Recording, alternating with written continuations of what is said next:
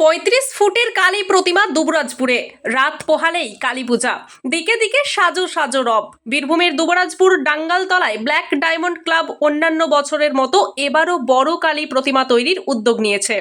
৫৫তম বর্ষে ৩৫ ফুট কালী প্রতিমা তৈরি করেছে তারা।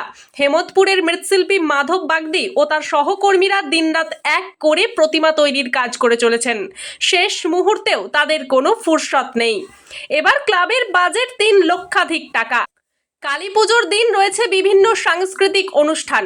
ব্ল্যাক ডায়মন্ড ক্লাবের সম্পাদক অভিজিৎ দা জানান, গত বছর ৩০ ফুটের কালী প্রতিমা তৈরি হয়েছিল, এবার ৩৫ ফুটের। যেহেতু এই এলাকায় এই ধরনের প্রতিমা তৈরি হয় না, তাই দুবরাজপুরবাসীকে উপহার দেওয়ার জন্যই এমন উদ্যোগ। আমি ব্ল্যাক ডায়মন্ড ক্লাবের পক্ষ থেকে এই বছরের আমাদের ৫৫তম বছর পুজো চলছে। এই বছরে আমাদের ঠাকুরের উচ্চতা ৩৫ ফুট। গত বছর আমরা ৩০ ফুটের করেছিলাম, এবছর একটু বেড়েছে। আর এছাড়া আমাদের এখানে অনুষ্ঠান বলতে পুজো উদ্বোধনী অনুষ্ঠান কিছু আছে, আর এমনি সাংস্কৃতিক অনুষ্ঠানও কিছু কিছু আছে।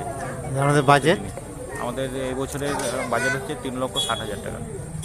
সরকারি কোনো অনুদান পেয়েছেন নাকি? না, সরকারি অনুদান না, কোনো কিছু পাইনি। টোটালটাই এই ক্লাবের সদস্য চাঁদা এবং বাজার। প্রতিমা কারা তৈরি করছেন? প্রতিমা মাধব বাগদি, হেতমপুর।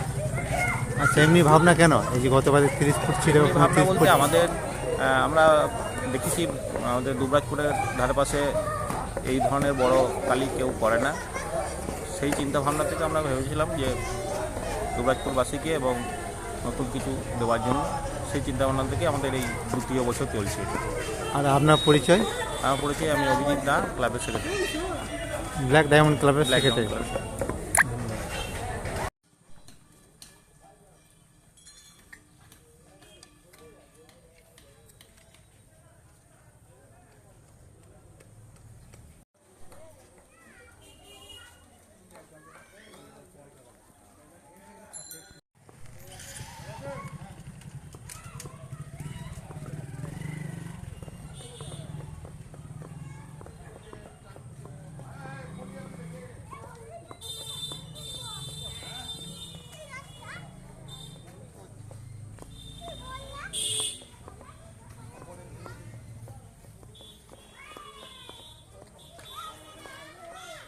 বীরভূমের দুবরাজপুর থেকে সন্তোষ পাল ও শফিউল আলমের রিপোর্ট, সোজা কথা নিউজ।